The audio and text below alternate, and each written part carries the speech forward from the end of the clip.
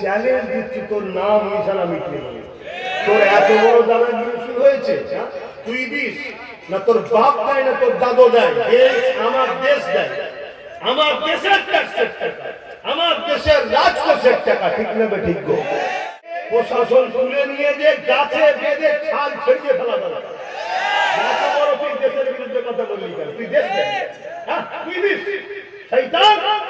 কিন্তু দুঃখের বিষয়, আজ মানুষ বড় দুর্বল, আর এই দুর্বল হওয়ার দরুন আজ আমাদের উপরে এত বড় বড় চাপ দিবার সাহস করে। তোমরা ঘাবড়ে যাচ্ছ নাকি? হাত তুলে বলো, ঘাবড়ে যাচ্ছ নাকি?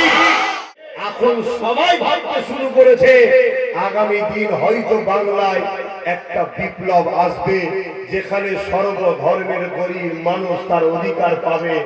এখন সবাই মিলে তার পিছনে লেগে, তাই কি করবে?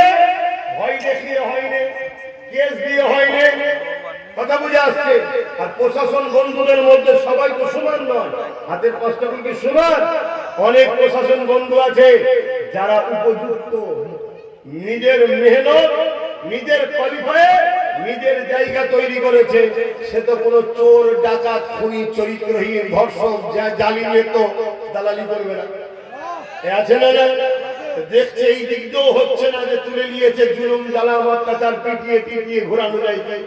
লাস্টে সবকিছু ছেড়ে দিয়ে এবারে হুমকি দিচ্ছে, কি? খেতে দেবো না, ঘর দেবো না। তাহলে আমারও উচিত আপনাদেরও গলি গলি রাস্তায় একটাই আওয়াজ তোলা দরকার, ভোট নেবে আমার, আর সাপোর্ট করবে বিজেপির কালা কানুন ওয়াকফকে, তোমাদেরকে আর দেব না। ভোট দিয়েছে আমার, আর সাপোর্ট করেছে বিজেপিকে, ঠিক না বেটি? করেছে না করেনি? এটাও তোলা দরকার আছে না? না, হ্যাঁ। তুমি যদি বলতে পারো যে আমার নেবে আর কাউকে ভোট দেবে, আরে কেউ কারো লাই না, আমরা আমাদের দেশের দেশ, দেশ জনগণকে দেয়। দেশ ছিল, দেশ আছে, দেশ থাকবে। দেশটার নাম হলো ভারতবর্ষ, দেশটার নাম হলো ইন্ডিয়া, দেশটার নাম হলো হিন্দুস্তান। দেশ তার জনগণকে খাওয়ায়। আমি দুনিয়া বিদিতে বলি, বেশাক রেজেকের মালিক আল্লাহ, কিন্তু দেশের যে ট্যাক্সের টাকা, সেই দেশের রাজকোষ থেকে জনগণ পায়। কিন্তু কেউ আজকে পিএম, কেউ আজকে সিএম, জনগণ পিএম বানায়, জনগণ সিএম বানায়। দেশের মানুষকে একজন কর্তা দরকার তো চালাবার জন্য, না পিএম ঘরের টাকা দেয়, না সিএম ঘরের টাকা দেয়। কিন্তু জনগণের ভোটে পিএম আরবপতি, জনগণের ভোটে সিএম আরবপতি, আর জনগণ দিনকে দিন গরিবী হয়ে যাচ্ছে। অর্থাৎ জনগণ তোমাকে বসিয়েছিল দেশের রাজকোষের মাথায়, জনগণকে না দিয়ে 1 টাকা দিয়েছো তো 1000 টাকা চুরি করেছো। আমরা তোমাকে পাঠিয়েছি বলে চুরি করতে পেরেছো, ওখানে বসে তুমি হুমকি দিচ্ছ কালকে পাঠাবো না। বিগত সরকারদের মতো তুমিও দেউলিয়া হয়ে যাবে। একটা সোনার আংটি নিয়ে যদি তুমি ফুটপাতে পড়ে থাকা ভিখারির কাছে বিক্রি করতে যাও, ও ভিখারি তোমাকে 100-150 টাকার বেশি মূল্য দেবে না। একটা সোনার আংটি নিয়ে গিয়ে তুমি যদি একটা হোটেল রেস্টুরেন্টের সামনে দাঁড়িয়ে বিক্রি যদি পথচারী মানুষকে করতে চাও, ও 1-1,500 টাকা বেশি দাম দেবে না। কিন্তু ওই সোনার আংটিটা তুমি স্বর্ণকারের কাছে নিয়ে যাও, তাহলে ওই স্বর্ণকার কিন্তু আজকের বাজার মূল্যে তোমাকে 70-80-90-1 লাখ টাকা দেবে। আজকের এই ফুটপাতের ভিখারি যখন তুমি একে ক্ষমতায় বসালে, এ তোমার মূল্য ধার্যটা তার মতনই করেছে। এই যখন ফুটপাতে থেকে একটু উঁচু জায়গায় যাবে, সে তোমাকে 1000-1200-2000 নিয়ে যাবে।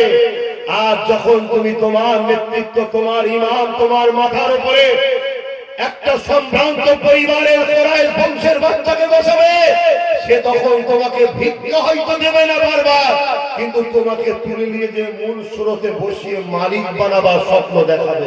1 মাস আগে বিহারে ভোট হয়ে গেল তো, ওই ভোটেতে ওখানে ক্ষমতায় ছিল কারা? ওখানে ক্ষমতায় কারা? বিজেপি ছিল, নতুন করে আবার ভোট হলো, তাই তো নাকি? তো সেই ভোটেতে অনেক আমার মা বোনেরা বিজেপির মিটিং এ গিয়ে নাচছে। কি ব্যাপার? নাচছে, ভালো লাগে। তারা চ্যালেঞ্জ দিচ্ছে, সূর্য এটা কত শ্লোক বলছে যে বিজেপি থাকবে, বিজেপির জন্য জান দেবো বলছে, তো দেখেছেন তো নাকি? তারপরে ভোট হয়ে যাওয়ার পর সেই মা বোনগুলোই দেখি আবার কাঁদছে। কি ব্যাপার, কেন কাঁদছেন? বলছে আরে यार 10,000 रुपया दिए थे, जाके पूरा परिवार भाजपा के सिर में वोट दे दिए। 10,000 টাকা দিয়েছে, পুরো পরিবার যে भाजपा सिंबल वोट दे दिए थे। अभी वो लोग जीत के बुलडोजर लेके हमारा ही घर भर रहे, জিতার পরে আমাদেরই ঘর এখন ভাঙছে। তাহলে কাল আজকে কেউ যদি ব্যবসা করতে নামে যে কিছু করার নেই, চলো ভাঙরের মানুষের পিছনে 100 কোটি টাকা খরচ করো, দাও দিবার পরে ধরো তোমাদেরকে কিনে নিল, তারপরে তোমার থেকে 200 কোটি তুলবে না? তার বাপের টাকা ছাপা মেশিন আছে? অতএব বোঝো বাপ। আর যদি বলো দেশ আমাকে দিচ্ছে, দেশ কোনোদিন তোমার থেকে তুলবে না। দেশ তোমাকে তো ভালোবাসে, দেশ তো তোমাকে বুকে জায়গা দিয়েছে, দেশ তো তোমাকে থাকার জন্য শিক্ষা, স্বাস্থ্য, কর্মসংস্থান দিতেই হবে, তার ব্যবস্থা করেছে। সেই দেশ তোমাকে কি দিচ্ছে? শিক্ষা, স্বাস্থ্য, কর্মসংস্থান, বাসস্থান। এই চারটে যদি তুমি পাও, জানবে দেশ দিচ্ছে। কথা বুঝে আসছে? বাকি সবটাই দেশেরই জিনিস, কিন্তু কেউ দালালি করছে তোমাকে বিক্রি করার জন্য মোটা অঙ্কে টাকায়। আমার দায়িত্ব, আপনারা আমাদেরকে ভালোবাসেন, তাই বুঝালাম সাবধানে ভাবিয়া করিও কাজ, করিয়া ভাবিও না। বোঝার হলে বুঝবেন, না বোঝার হলে আমার তো কিছু করার নেই। আমার কিছু করার আছে? কোনো কিছু করার নেই।